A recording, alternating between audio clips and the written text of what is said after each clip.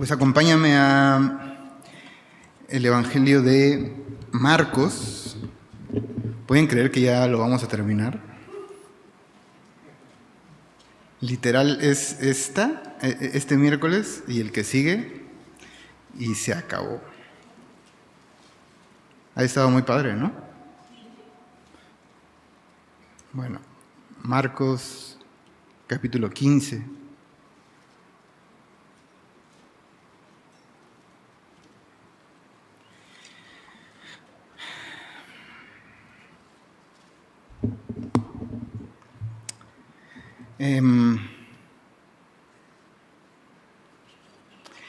Pues es un pasaje, híjole, no sé ni cómo empezar, la verdad. La crucifixión de Jesús. Creo que es el evento más famoso en toda la tierra, ¿no? ¿No creen? O sea, entiendo que hay lugares en los que tal vez no han escuchado el Evangelio, pero en la gran mayoría de toda la tierra se ha escuchado esta historia. Y ha marcado el tiempo de nuestra historia, ¿no? Antes y después de Cristo. Y la verdad es que yo sé que, aunque es una historia muy conocida, por lo mismo que es muy conocida, e inclusive nosotros como cristianos, pues todo lo que entendemos, todo lo que hablamos, lo que las cartas nos enseñan, ¿no?, de los apóstoles, todo el Antiguo Testamento, toda nuestra Biblia apunta a ese momento de crucifixión y de la resurrección de nuestro Señor. Entonces, literalmente, le decía a mi pastor hace rato, me siento así de chiquito ante una verdad y un acontecimiento tan grande y tan importante, ¿no? Pero bueno, vamos a orar y te animo a que, aunque sé que ya sabes la historia, ¿no?, pues no sé cómo le podemos hacer, pero que tratemos de ir a la palabra de Dios, ir a este texto como si nunca hubiéramos leído eso, ¿no? Como si fuera la primera vez que te topas con esto que vamos a leer. A veces, como digo, lo decimos tantas veces que empezamos a restarle la importancia o el valor de ese acontecimiento, ¿no? Como Jesús murió por ti, Jesús fue a la cruz y todo esto, y es algo cotidiano entre nosotros. Entonces, creo que nos va bien disponer nuestro corazón y ir al texto así, como si no lo conociéramos. Pero acompáñame a orar antes.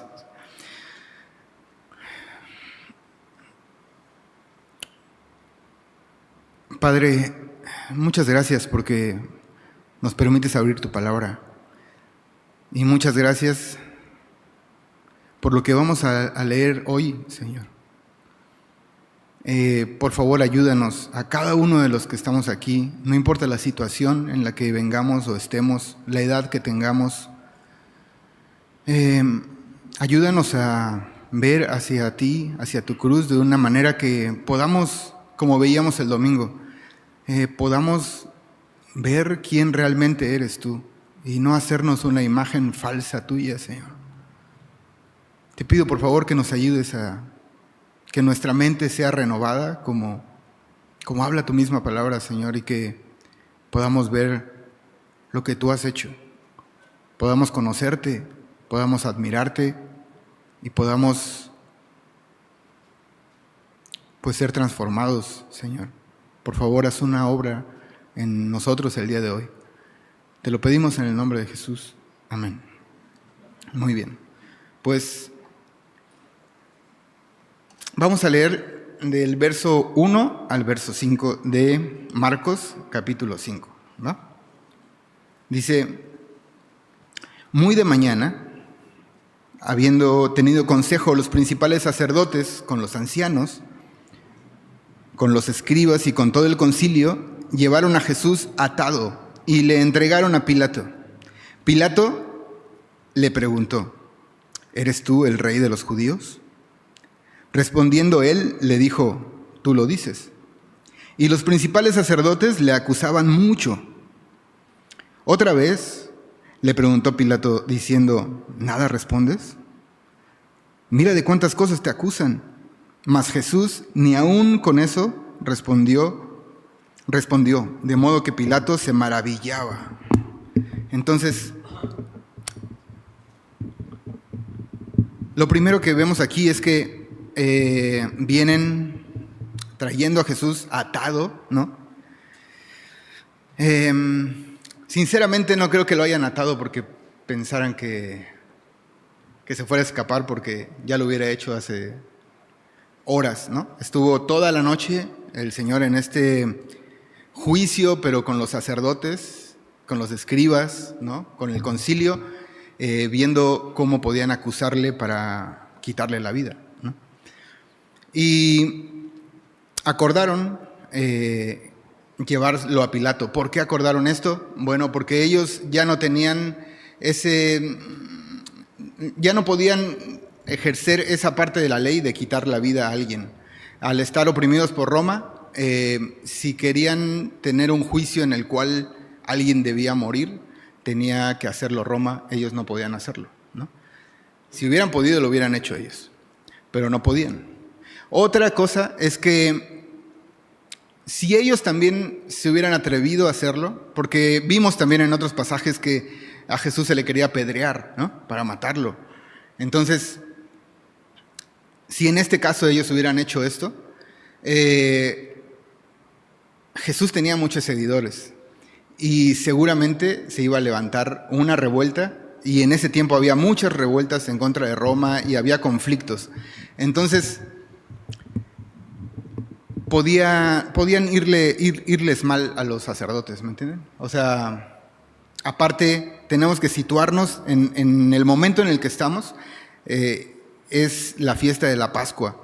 Está a nada de empezar la Pascua y Jerusalén está lleno de personas. Lleno de personas. O sea, los ojos de todos están ahí en Jerusalén. Roma está estresada por tanta gente y lo que pudiera suceder. Y en esto ellos hacen esto con Jesús, y de noche hacen este juicio, y todo a modo, ¿no? Para su conveniencia, ¿no? No pensando en justicia ni nada de esto, sino lo capturamos, ahorita podemos matarlo, vamos a hacerlo y vamos a ver cómo le hacemos, ¿no? Y entonces, pues acordan esto, ¿no?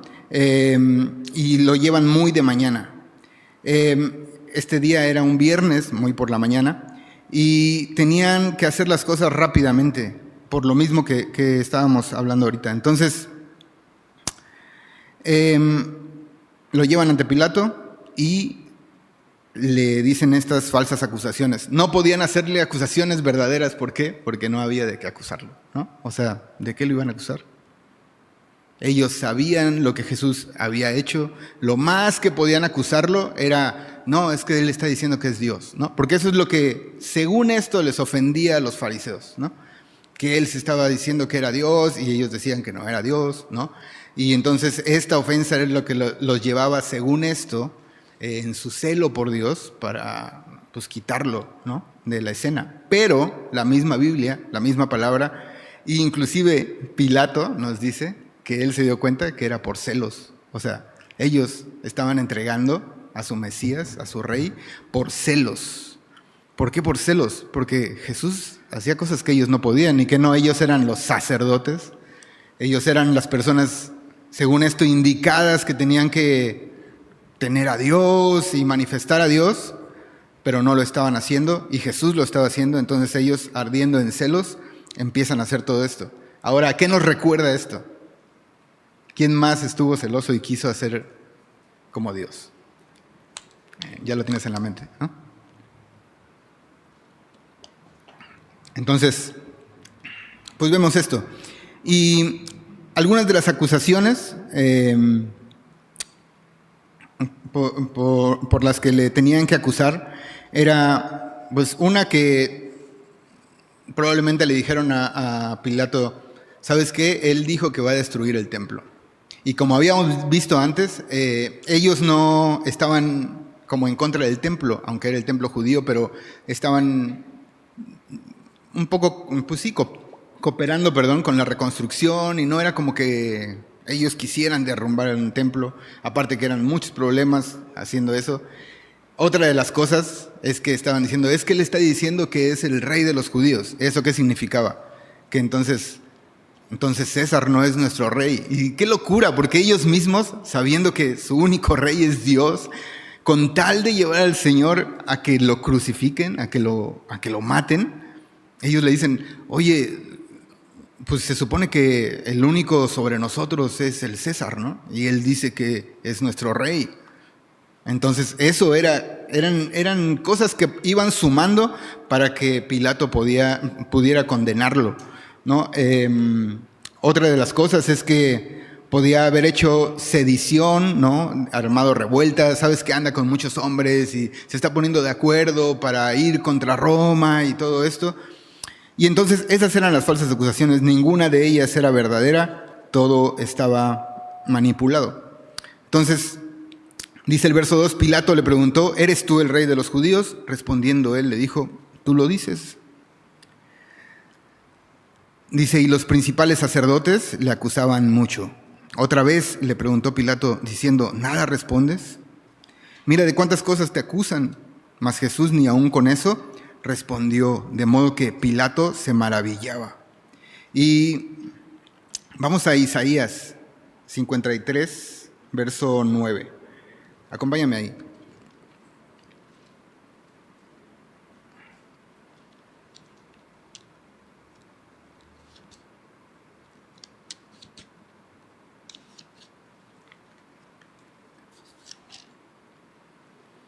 Dice Isaías 53, verso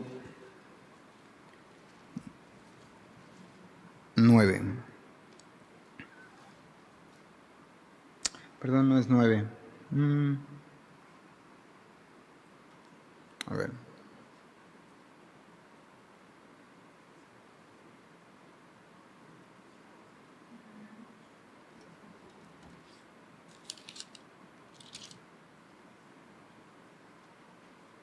Bueno, vamos a leer desde el 3, porque es una porción que literalmente relata lo que vamos a ver hoy. Dice, despreciado y desechado entre los hombres, varón de dolores, experimentado en quebranto, y como que escondimos de él el rostro, fue menospreciado y no lo estimamos. Ciertamente llevó él nuestras enfermedades y sufrió nuestros dolores, y nosotros le tuvimos por azotado, por herido de Dios y abatido.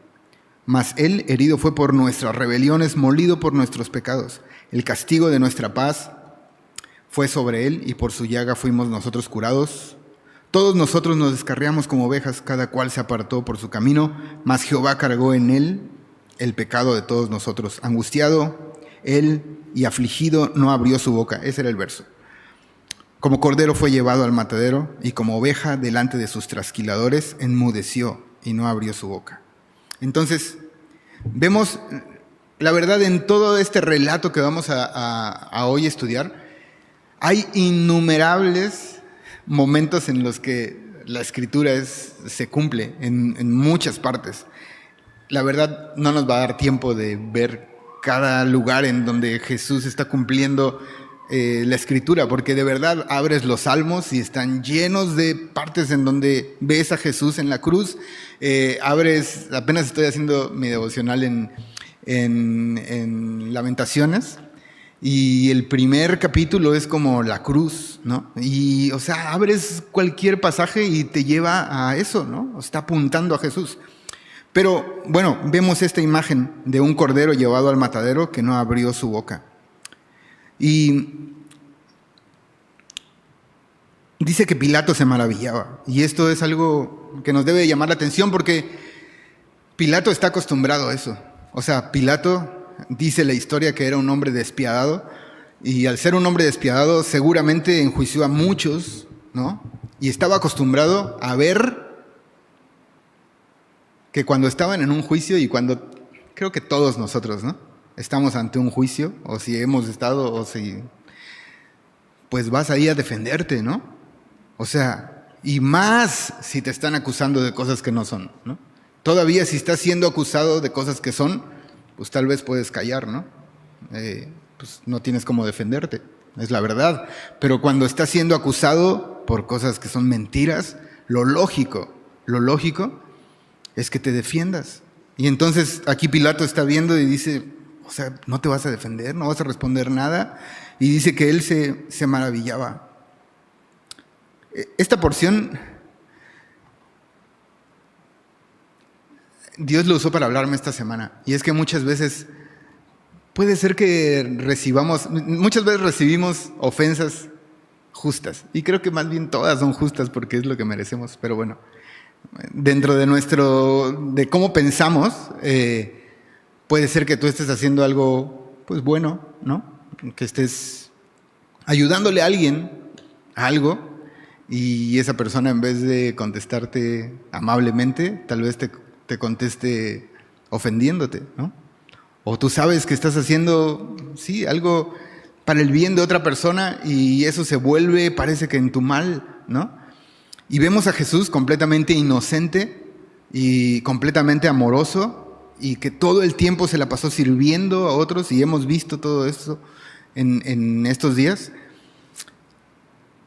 y está siendo acusado injustamente, ¿no? Pero nos deja esta enseñanza. Él cerró su boca, ¿no? Él llevó su causa delante del Padre, ¿no? Y creo que es algo que como cristianos debemos aprender. Muchas veces es mejor cerrar nuestra boca. Creo que si hay un defensor por nosotros y un justo defensor, pues es el Señor, ¿no? Y bueno, eso. Vamos a la parte de la sentencia de nuestro Señor. Verso 6. Dice, ahora bien, en el día de la fiesta le soltaba un preso. Acuérdense qué fiesta, de la Pascua, ¿no? Le soltaba un preso, cualquiera que pidiesen. Y había uno que se llamaba Barrabás. Este nombre significa hijo del padre o hijo del maestro. Es algo curioso. Dice, preso con sus compañeros de motín que habían cometido homicidio en una revuelta. Entonces, tienes aquí a este preso que había cometido homicidio, como en una revuelta. Seguramente era parte de los muchos grupos que había en contra de Roma, judíos que querían por su fuerza liberarse de Roma, ¿no? Entonces, pues malamente, confiando en sus fuerzas, no les importaba qué hacer. O sea, iban y hacían revueltas y en esta ocasión dice que lo acusaron de que mató a una persona. Entonces mató a una persona. Era un homicida, ¿no? Dice el 8, y viniendo la multitud comenzó a pedir que hiciese como siempre les había hecho. O sea, que liberara a un preso, ¿no? Dice, y Pilato les respondió diciendo, ¿queréis que os suelte al rey de los judíos? Dice, porque conocía que por envidia le habían entregado los principales sacerdotes. Entonces, qué rápido una persona que estaba acostumbrado a tratar con personas, pues, homicidas, rateros, no sé, personas que los llevaban ahí a enjuiciarlos, qué rápido se dio cuenta que Jesús no había hecho nada, ¿no? Dice, porque conocía, ¿no? ¿Qué conocía? Pues conocía que este hombre no había hecho nada, ¿no? Y dice que por envidia le habían entregado los principales sacerdotes. Dice el verso 11, mas los principales sacerdotes incitaron a la multitud para que les soltase más bien a Barrabás. Recuerden que hay mucha gente en ese lugar y hay muchos, o sea, obviamente está lleno de judíos, pero ellos no quieren a Roma, ¿no? Entonces, ellos confiaban un poco en que lo que decían los sacerdotes, pues iba a ser lo que Dios quisiera, ¿me entiendes? Y aparte de eso, había ahí como algo que hay hoy en día también, o sea, parece que son los mismos tiempos, pero cuando un político quiere hacer algo, el pueblo siempre trata de llevarle la contraria, ¿no? vamos a hacer esto, no, mejor esto. ¿Y qué les parece si esto? No, mejor lo otro, ¿no? Es ir en contra del gobierno. Y ellos, pues más que todos, querían ir en contra de Roma. O sea, ellos no querían estar de acuerdo con Pilato, no querían estar de acuerdo con Roma. Entonces, tal vez un poco animados por esto, y obviamente por los sacerdotes, ellos empiezan a pedir a Barrabás en vez de Jesús. Dice el 12, respondiendo Pilato les dijo otra vez: ¿qué pues queréis que haga del que llamáis rey de los judíos? Y ellos volvieron a dar voces: crucifícale. Pilato les decía: pues qué mal ha hecho. Pero ellos gritaban aún más: crucifícale. Y Pilato, queriendo satisfacer al pueblo, le soltó a Barrabás y entregó a Jesús, después de azotarle para que fuese crucificado. Entonces aquí vemos la sentencia, una sentencia injusta, ¿no? No había de qué acusarlo. Dice que queriendo satisfacer al pueblo, Pilato quería cuidar su reputación, no solamente con los judíos, sino con el César. Él tenía compromisos y uno de los compromisos es que tenía que mantener el orden de esa ciudad, ¿no? Entonces, ¿qué significaba? Que si Pilato ejercía justicia, que es lo que debió de haber hecho, ¿no? Digamos, en términos humanos, ¿no? Pues los judíos se venían encima, ¿no? Y era la Pascua, y estaba lleno de judíos. Entonces, iba a haber problemas. O sea, iba a haber problemas. Entonces, Pilato, pues, motivado por su ego, por querer mantener este orden a toda costa, no le importó sentenciar a un hombre inocente a la cruz, ¿no? O sea, así de despiadado pues estaba su corazón, ¿me entienden? O sea, el hecho que no te importe, ¿no? Sabes que voy a tener problemas, no, en vez de que tenga problemas, pues que se muera este hombre, ¿no? Y ya, lo soluciono, ¿no? Entonces, tristemente ese corazón así. Dice, y bueno, perdón, voy a hacer otra pausa ahí. Esto es una imagen también de lo que iba a suceder. O sea, tenemos a este hombre que es realmente un criminal y tenemos a Jesús que no ha cometido ningún pecado y vemos que este hombre sale libre y Jesús queda en su lugar, ¿no? Queda en su lugar para pagar su condena. O sea, el que seguramente iba a ir a la cruz era Barrabás, ¿no?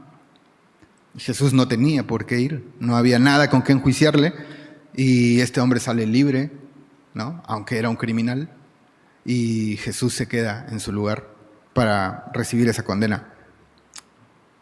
Bueno, dice, verso 16, entonces los soldados le llevaron dentro del atrio, esto es, al pretorio, y convocaron a toda la compañía, o sea, a todos los soldados encargados de escarnecer y de la crucifixión. Dice, y le vistieron de púrpura y poniéndole una corona tejida de espinas, comenzaron luego a saludarle. Bueno, ¿por qué le vistieron de púrpura? Le quitaron sus vestidos que traía, ¿no? Y le pusieron seguramente alguna ropa vieja teñida de un color parecido al púrpura. ¿Por qué digo esto? Porque el color púrpura era un color muy caro. El color púrpura era un color muy caro. Para teñir una tela en púrpura, o sea, el método que usaban a través de, me parece que era un caracol, era muy escaso y muy caro, entonces solamente ese color lo veían en personas muy ricas, ¿no?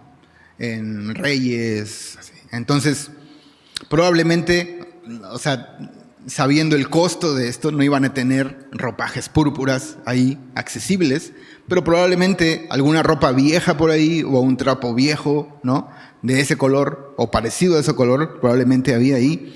Y dice que se lo pusieron, ¿no? Vistieron de púrpura y poniéndole una corona tejida de espinas, comenzaron luego a saludarle, salve, rey de los judíos. Y es muy curioso y empieza estos momentos difíciles. Es un pasaje difícil, de verdad. Todo esto que hemos hablado, aunque es cruel y es feo, no es como lo que viene. Y esta corona de espinas, o sea, ¿de dónde surgieron las espinas? ¿Por qué tenemos espinas hoy en el mundo? ¿Te lo has preguntado alguna vez? Fueron a causa de nuestro pecado.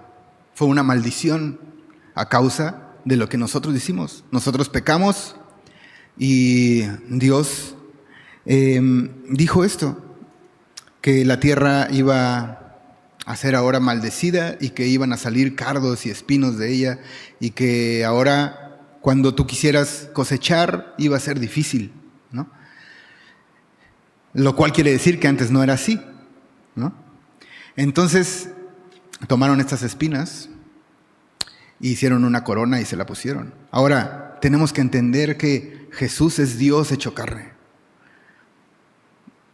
Dios es Dios hecho carne y tomaron de esto que fue por nuestra causa, ¿me entienden? Y lo coronaron. ¿Y qué significa? Si tú ves esa imagen con lo que significan las espinas, yo solamente empiezo a ver cómo a Jesús se le empieza a coronar de pecado. ¿Me entiendes? Él empieza a cargar todo esto. O sea, Él realmente es un rey. Él realmente es el rey de los judíos. Él es el rey de toda la tierra y toda la creación.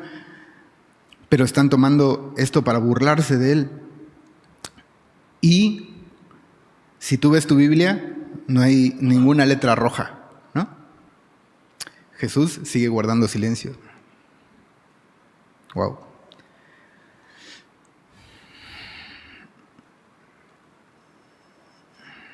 Dice el verso 18. Comenzaron luego a saludarle. Salve, rey de los judíos. Ese era un saludo que se le daba a la realeza. Salve, ¿no? Salve, rey de los judíos.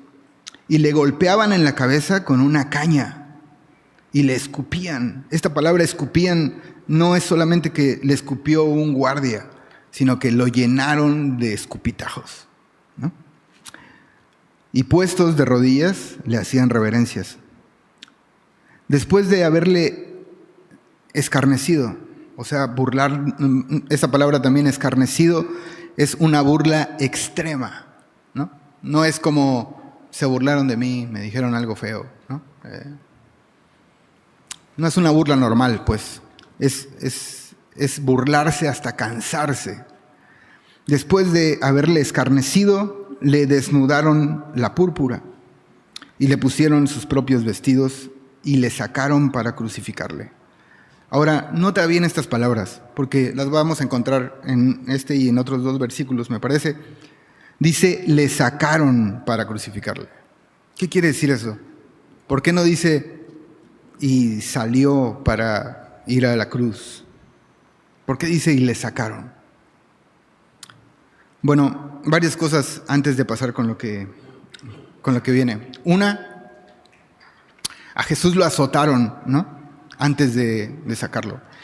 Este tipo de azotes romanos, ellos los habían perfeccionado de tal forma que tenían látigos con puntas de huesos y puntas de plomo, que al momento de latigar la espalda o la parte de enfrente o donde fuera que cayeran esos látigos, se enterraban no solamente en la piel, sino en la carne y hasta el músculo de la persona, para que cuando tiraran de él, pues todo eso se viniera, ¿no? Entonces Jesús había recibido burlas, había recibido latigazos y seguramente estaba empezando a perder mucha sangre y estaba en una condición en la que le tenían que sacar para crucificarle, ¿no? Él no podía salir por sus propias piernas y por su propia cuenta. Estos soldados romanos, eso solamente es una percepción mía, pero pienso que tal vez estaban nerviosos porque estuvieron a punto de que se les pasara la mano. Y es que ellos no debían de quitarle la vida a una persona que iba a la crucifixión, porque parte de lo que Roma quería es que la persona caminara, ¿no?, por un camino largo alrededor de la ciudad, con el letrero de lo que había hecho y con la cruz, y totalmente pues latigado y ensangrentado, a manera de infundir miedo a la población y decir: miren lo que le pasa a una persona que se dice que es rey sobre los judíos, o quien sea, o una persona que mató a un soldado romano, o una persona que está organizando sediciones en contra de Roma, ¿no? Entonces, esa era la intención de Roma. Ellos querían que los que iban a la cruz llegaran pues vivos a la cruz, ¿no? Y que estuvieran en la cruz, y que eso sirviera pues como una advertencia ante los demás. Entonces, ver que Jesús no podía salir por sí mismo me hace pensar que estuvieron a punto de matarlo. Y bueno, también quiero hacer un comentario acerca de que si tú lees a los profetas, y te animo a que lo hagas. Recientemente estuve leyendo Jeremías, y en muchas porciones tú puedes ver la advertencia de Dios hacia su pueblo, porque por la rebelión de ellos, Dios iba a permitir que Babilonia viniera y los llevara presos, cautivos, ¿no? Y muchas descripciones que Jeremías hace y que muchos profetas hacen acerca de la destrucción que otro pueblo iba a traer a Israel, básicamente es lo que Jesús está padeciendo. O sea, burlas, desolación, dolor en extremo, agonías, soledad.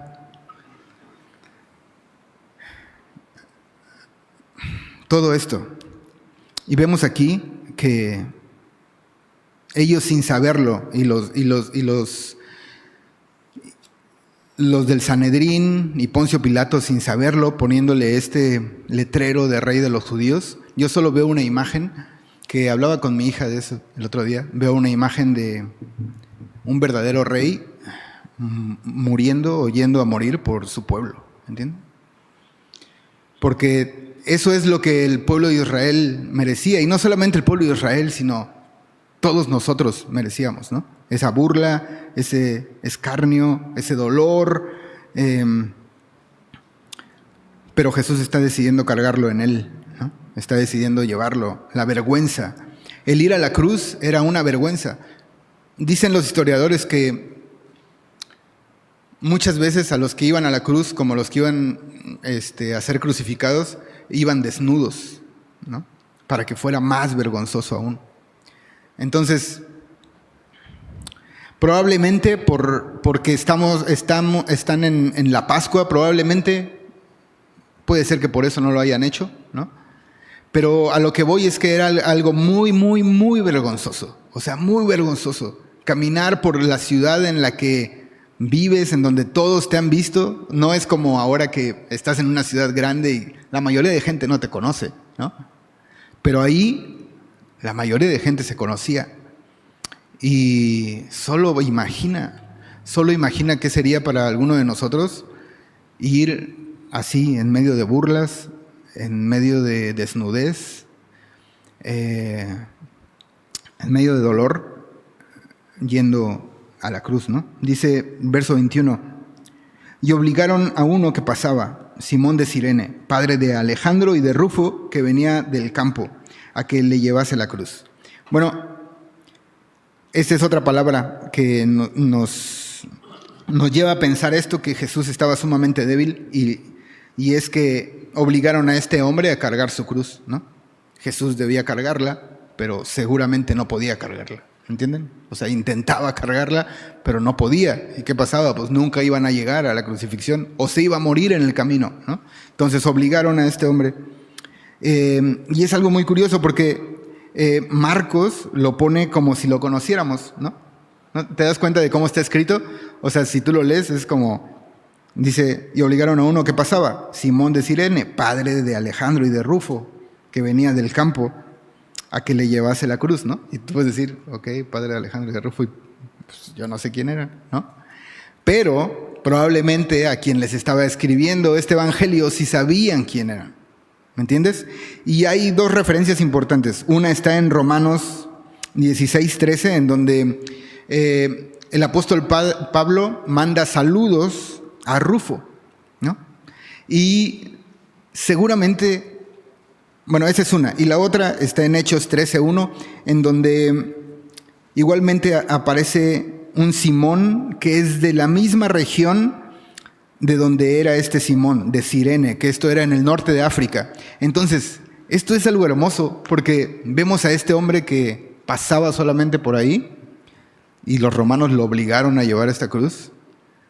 Y te lo dejo a tu imaginación. Yo no sé qué vio, yo no sé qué escuchó, yo no sé de qué manera Jesús lo miró, pero este hombre se convirtió y le siguió, y sus hijos también, ¿no? Y se ve que sus hijos estaban comprometidos fielmente con el evangelio. Entonces, es algo hermoso. Así creo que somos encontrados la mayoría, ¿no? Sin que lo supiéramos, sin querer. Tal vez tú piensas, no, pues yo sí nací en una familia, pues ya eran cristianos, ¿no?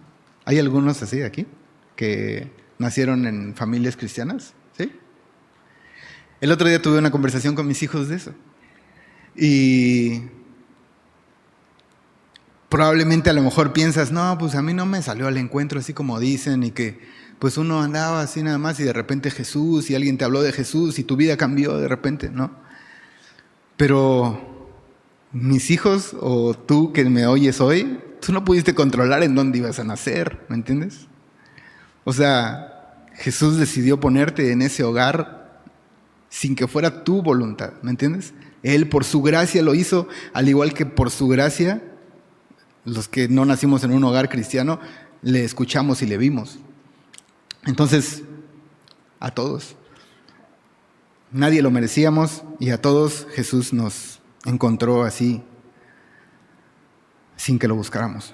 Dice, y le llevaron, verso 22, y le llevaron a un lugar llamado Gólgota, que traducido es lugar de calavera. Este lugar probablemente se llamaba así o porque se veía así o porque estaba lleno de cuerpos, ¿no? Y ahí aparece otra vez, y le llevaron. Dice verso 23, y le dieron a beber vino mezclado con mirra, mas él no lo tomó. Esta bebida de vino mezclado con mirra era una bebida que, al tener mirra, actuaba como un sedante natural, pero de verdad un sedante que está comparado con la morfina. Entonces, los que son médicos o enfermeros saben que la morfina es de los medicamentos que más te quitan el dolor. Entonces, era un acto como de misericordia hacia los que iban a la cruz, ¿no? Y mayormente lo llevaban personas judías, ¿no? Personas que querían evitarles esos dolores, pero vemos que Jesús no lo quiso tomar. Y ahora, ¿por qué no lo quiso tomar? ¿Por qué Jesús no lo quiso tomar? Es como, todos queremos evitar el dolor, ¿no? O sea, pues si has estado en el dentista por lo menos, no creo que venga la anestesia y digas, no, así sin anestesia me lo echo, ¿no? Una endodoncia sin anestesia, ¿no? Entonces nos preguntamos, ¿pero por qué? Entonces, ¿por qué no lo quiso tomar? O sea, ¿qué tenía de mal? Pues Jesús estaba obedeciendo al Padre en ese momento. O sea, de verdad, esto que Jesús está haciendo, claro que lo está haciendo por nosotros. Claro que está llevando nuestras culpas y nuestros pecados, pero principalmente, acuérdate del Getsemaní, Jesús está obedeciendo a su Padre. Y parte de obedecer a su Padre es ir y sufrir la cruz. Él no quería estar drogado en una cruz, ¿no? Y otra cosa interesante es que Jesús quería identificarse con tu dolor y con mi dolor. Jesús quería identificarse con eso, con esta agonía que muchas personas o vamos, o han sufrido, o están, o estarán, ¿no? Jesús sabe qué es estar en una agonía. Jesús sabe qué es estar en un lugar de profundo dolor, en donde no hay nada que te haga mejorar ese dolor. Y no solamente dolores físicos, sino dolores del corazón, como lo vamos a ver. Entonces Jesús rechaza esto. Dice el verso 24, cuando le hubieron crucificado, repartieron entre sí sus vestidos, echando suerte sobre ellos para ver qué se llevaría cada uno. Esto lo puedes ver en el Salmo 22, verso 18. Era una profecía también acerca del Mesías. Y resulta más difícil al ver el cumplimiento de muchas profecías, resulta más difícil ser un incrédulo, en serio.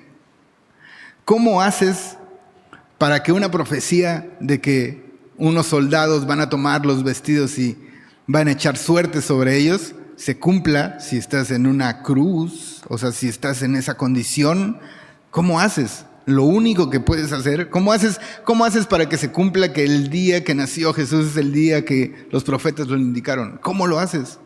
O sea, ¿de dónde puedes decir que la Biblia no es inspirada por Dios y que hombres se pusieron de acuerdo para escribirla?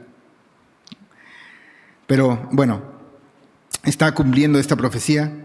Dice el verso 25, era la hora tercera cuando le crucificaron. Esto es más o menos las 9 de la mañana, ¿no?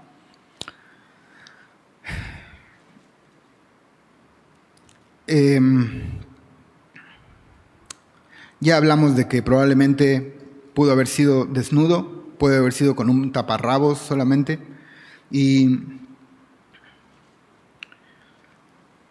no sé qué decir, hay tantas cosas que decir acerca de esto. La cruz era un elemento de tortura sin igual. O sea, hay debate entre que si fue solamente un madero, ¿no? O si fue hecho como una T, ¿no? Como quiera que haya sido. Era algo sumamente violento y cruel. Las manos eran perforadas, los pies eran perforados, todo estaba calculado para que la persona que estaba crucificada tuviera que estar usando su fuerza para poder respirar, porque sus pulmones y todo se estaba comprimiendo, y el hecho de inhalar se volvía una pesadilla, ¿no? Los músculos estaban desgarrando, aparte de todo el desgarre muscular que traían por los latigazos y todo esto. O sea, había una zona en la que te podías apoyar un poco para poder subir y poder respirar, pero era una agonía tremenda y estaba hecho para que ese proceso fuera largo y muy, muy, muy doloroso. Aparte, que las personas literalmente empezaban a tener síntomas como si estuvieras muy enfermo de algo, calentura, una sed tremenda, y esa sed no era porque estabas en el sol, sino porque habías perdido litros de sangre, ¿no? Y era algo horrible. Entonces, eso era la cruz, era algo vergonzoso y horrible y doloroso. Dice, era la hora tercera cuando le crucificaron, verso 26, y el título escrito de su causa era El Rey de los Judíos. Verso 27, crucificaron también con él a 2 ladrones, uno a su derecha y el otro a su izquierda, y se cumplió la escritura que dice, y fue contado con los inicuos. Y los que pasaban le injuriaban, o sea, se burlaban, meneando la cabeza y diciendo, bah, tú que derribas el templo de Dios y en 3 días lo reedificas, sálvate a ti mismo y desciende de la cruz.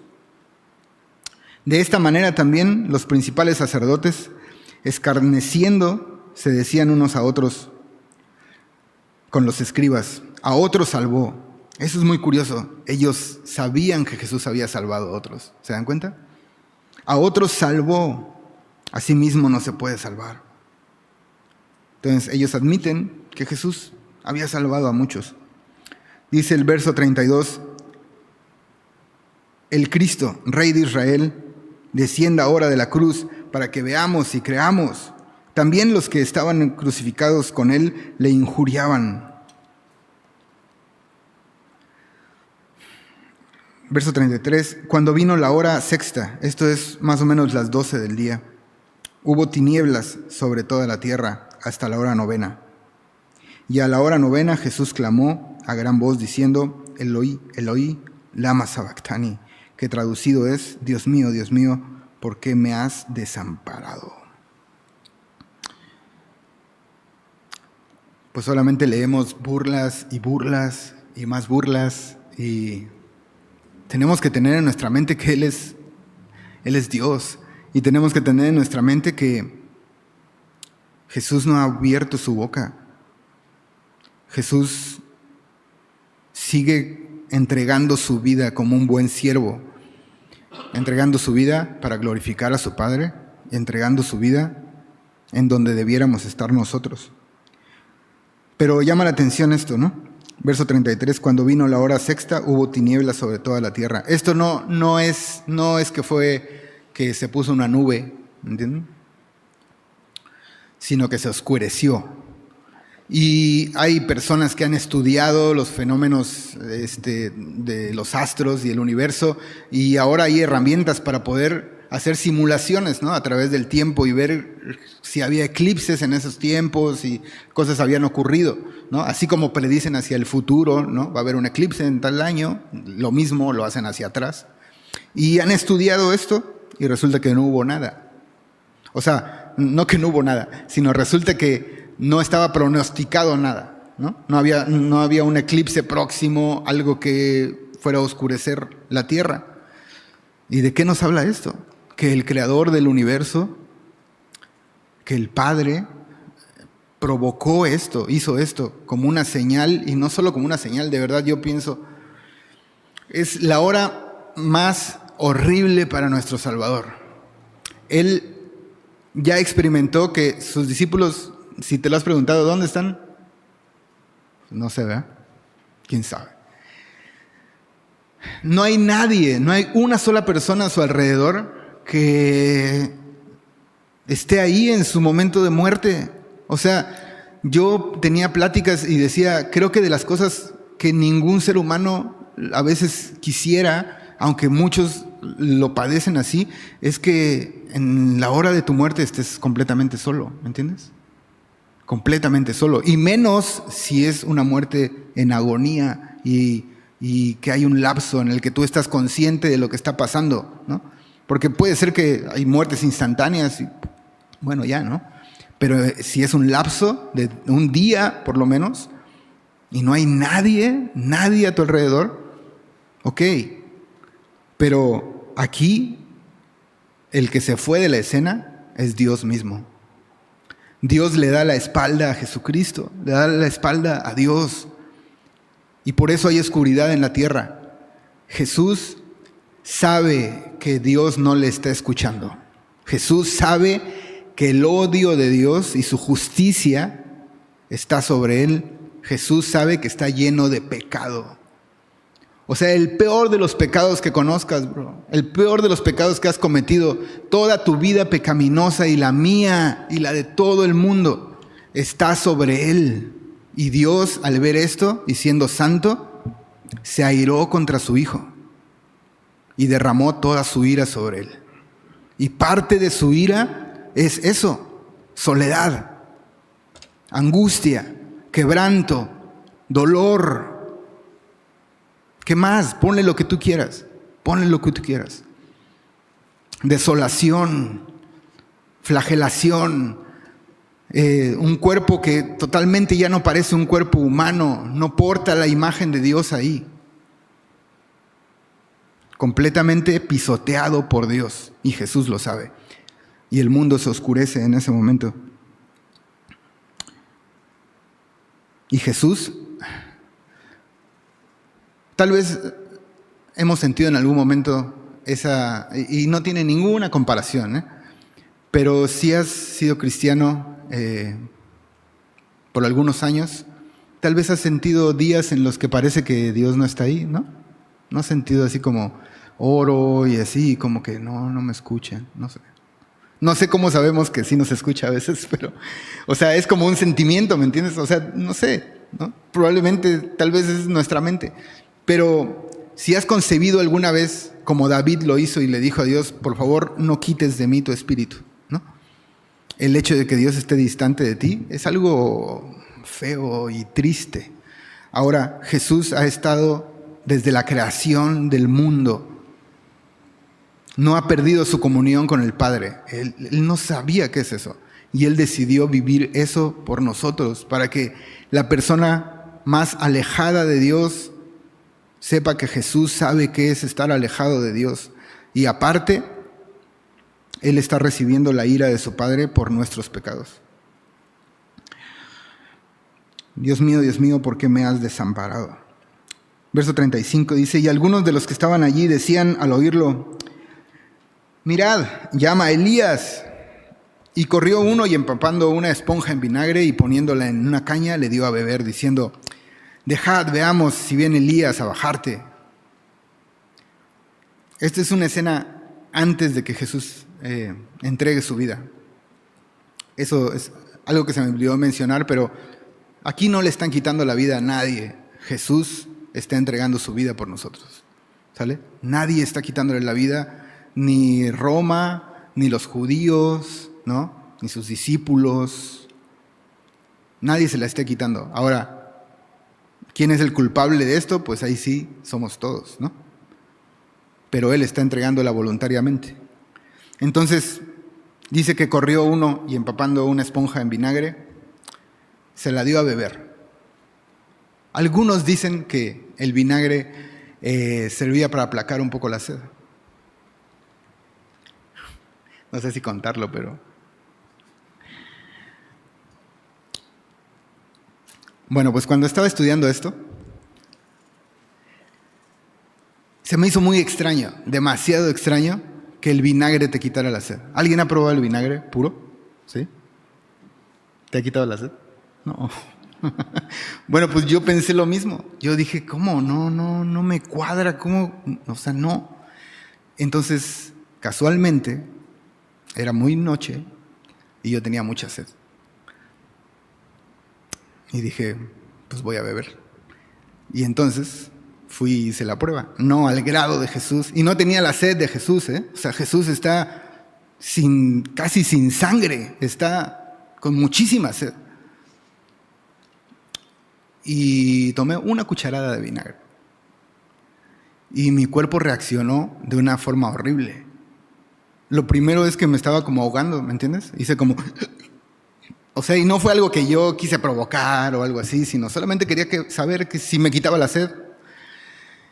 Y mi cuerpo empezó a hacer esto, así como si se quisiera ahogar. Y pues solamente me di cuenta que esto era algo horrible que le habían hecho antes de morir. O sea, Jesús bebió este vinagre y lo que menos quiere alguien que está en una cruz es respirar. Y menos respirar bruscamente, porque tus pulmones están colapsando y todo tu cuerpo está colapsando. Y el recibir este vinagre y tener esta reacción involuntaria en la cual tu cuerpo trata de meter aire, fue algo muy cruel. Pero Jesús lo hizo por nosotros. Dice el verso 37, mas Jesús dando una gran voz expiró, consumado es. Eso lo podemos leer en Juan 19:30, no lo dice esta parte, pero consideré que era algo importante de mencionarlo. En el Evangelio de Juan, capítulo 19, verso 30, pues él relata que cuando él expiró, al dar esa gran voz, dijo, consumado es, ¿no? Que la palabra debió haber sonado algo como tetelestai, ¿no? Ahora, pues, ¿qué fue consumado? Te preguntas. ¿Qué fue consumado?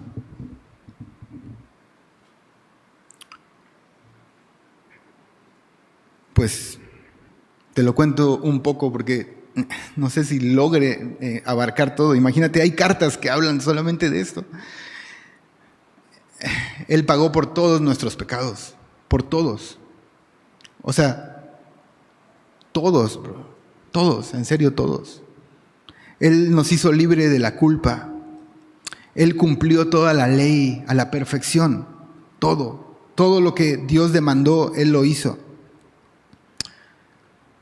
Él agradó al Padre de una forma perfecta. Él obedeció hasta la muerte y hasta la muerte de cruz. Y en ese momento, Él murió cumpliendo todas las demandas de Dios. Ahora, ¿y eso qué significa para mí? Pues significa que, dice la Biblia, que si confiamos en Él, Él nos ha dado la potestad de ser hechos hijos suyos. Y entonces, ¿qué pasa? Pues entonces, cuando confiamos en Jesús, estamos diciendo que Él cargó por nuestros pecados. Entonces, ¿qué quiere decir esto? Vamos a seguir leyendo para seguir ampliando. Dice, verso 38, entonces el velo del templo se rasgó en dos, de arriba abajo, hasta ahí. Quiere decir esto, que el velo del templo de Dios se rasgó de arriba abajo. En el lugar santísimo había un velo que separaba. Nadie podía entrar y ver más que el sacerdote una vez al año. Y entraba con unas campanitas, bro. Con unas campanitas, porque si algo había en él, ¿no?, que no hubiera hecho conforme lo que Dios le dijo, él moría ahí. Entonces lo tenían que sacar así, ¿no? Ahora, ¿qué onda? Dios rompiendo ese velo, o sea que todos podemos ver y todos podemos ir, pues sí. ¿Y no nos vamos a morir? No. Aunque Dios es fuego consumidor, como lo veíamos el domingo, como dice su palabra. ¿Y por qué no vamos a morir? ¿Y por qué podemos estar enfrente de Él? ¿Y por qué podemos orar? ¿Y por qué podemos cantarle? ¿Y por qué Él nos escucha? ¿Y por qué podemos estar con Él desde ahora y eternamente? Pues por lo que sucedió aquí. Porque Jesús cargó todos los pecados. Porque Jesús recibió toda la ira de Dios que merecíamos tú y yo y todo el que cree en Él. Entonces, es un pasaje terrorífico, pero al mismo tiempo, si lo recibimos, es lo mejor que a cualquier persona le pudo haber pasado. O sea, el hecho que paguen nuestra deuda de esa manera. Ahora, ¿qué pasa si no aceptamos eso y decimos, no, yo no quiero ese regalo? Pues tendremos que toparnos con un Dios justo que va a castigar el pecado, así como lo castigó ahí, ¿no? Si el castigo tú prefieres que esté sobre ti, tendrás que pagarlo con la muerte. Pero si aceptas este regalo, Jesús lo pagó por ti.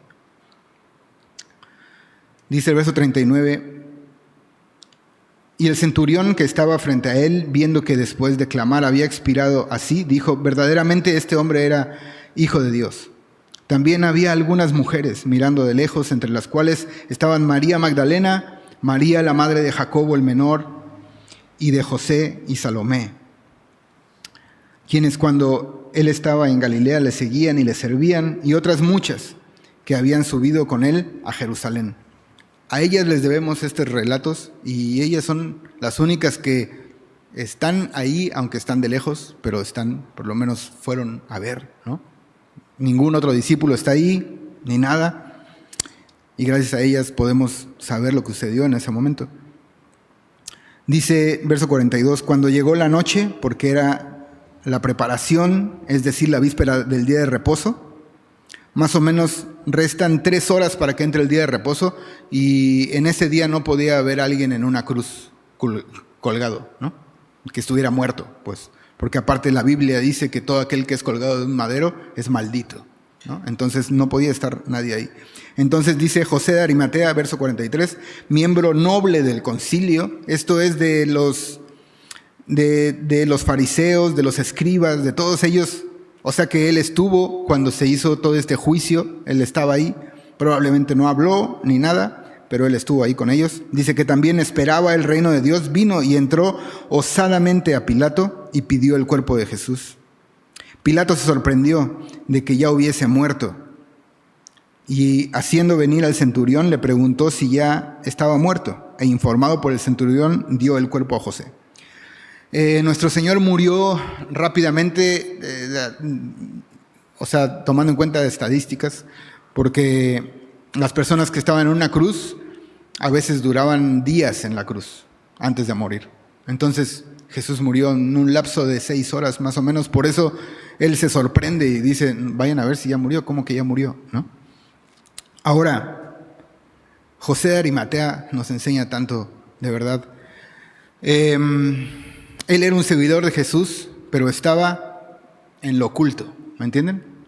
Y era parte del Sanedrín y estaba ahí con los fariseos y todo, pero no decía nada, ¿no? Pero él creía en Jesús. Entonces, él ve este escenario. A Jesús lo van a bajar los romanos, se lo van a comer los perros y las aves, ¿no? Porque los romanos no iban a hacer otra cosa, no le iban a buscar una tumba, ni mucho menos. Solamente lo iban a bajar porque los judíos no querían que estuviera nadie arriba muerto. Ya, se acabó. Entonces él dice, yo no voy a permitir esto.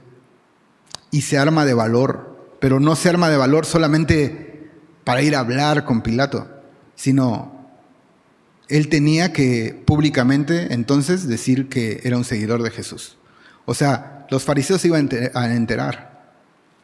Pilato iba a saber eso. ¿Quién iba a venir por este hombre para bajarlo? ¿Por qué? ¿Para qué? ¿Y para qué lo quieres bajar? ¿Y para qué? Solamente porque lo sigues, ¿no? Entonces, podía haberse buscado un juicio. Ahora, él iba a quedar contaminado, ¿no? Por tocar un muerto. Tal vez no iba a poder pasar el Shabbat con su familia y esta fiesta de la Pascua. Y se me fue lo que iba a decir.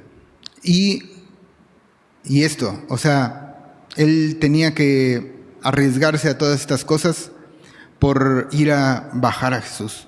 Entonces, se dice que también, no me acuerdo en qué evangelio es, pero narra que también Nicodemo estuvo ahí, justo otro que estaba en encubierto. ¿Se acuerdan que fue a buscar a Jesús de noche? Entonces fueron y lo bajaron, y no solamente eso, sino que gastaron recursos, compraron una sábana de lino, que por cierto es muy costosa, y le dio su propia tumba para que Jesús pues estuviera ahí. Entonces,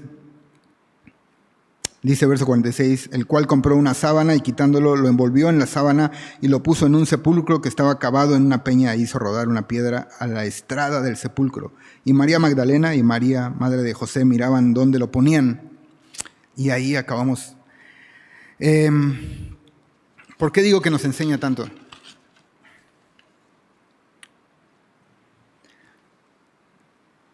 Si has sido un cristiano en lo secreto, o si estás siendo un cristiano en lo secreto, créeme, yo también pasé por ahí, y tal vez muchos hemos pasado por ahí. Pero aprendamos de José de Arimatea, ¿no?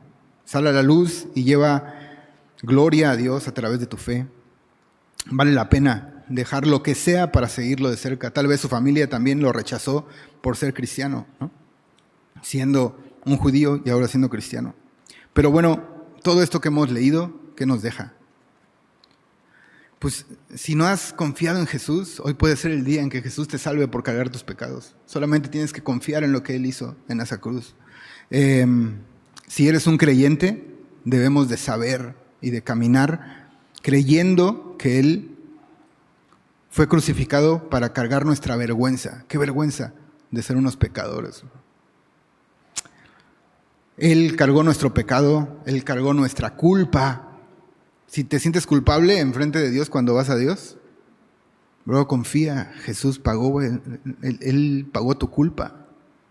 Ya no eres culpable, ya no soy culpable. O sea, ¿se entiende? Sí somos culpables porque hemos pecado, pero Jesús pagó por eso y ya no eres culpable. O sea, Dios no te va a enjuiciar por lo que has hecho. ¿Por qué? Porque Jesús pagó, Él sufrió lo suficiente y mucho más y pagó un precio altísimo por ti y por mí, para que podamos tener una comunión con Él. Solo pensaba en esto. ¿Y los discípulos? Nadie, ¿no? Ahora, ¿tú ves a los discípulos después, en Hechos? ¿Los ves en cartas? Sí, ¿no? Pero no estuvieron ahí. ¿Te puedes preguntar cómo hicieron para servir al Señor después de esto? Ponte en su lugar. Jesús sufrió todo esto. Tú eras de su grupo íntimo y aparte le dijiste que no lo ibas a negar. Pero nunca estuviste ahí. Ni siquiera como José de Arimatea, ni siquiera para enterrarlo. Nada. ¿Y cómo le hace un cristiano que le ha fallado a Dios de esa manera para después servirle de esa otra manera, llevando a otros a Cristo, dando su vida? La única respuesta es que esto que Jesús hizo, el perdón, también los transformó a ellos y les perdonó eso, el abandonarlos. Él pagó por ese pecado también y les quitó la culpa. Entonces, confiaron en el perdón de Dios.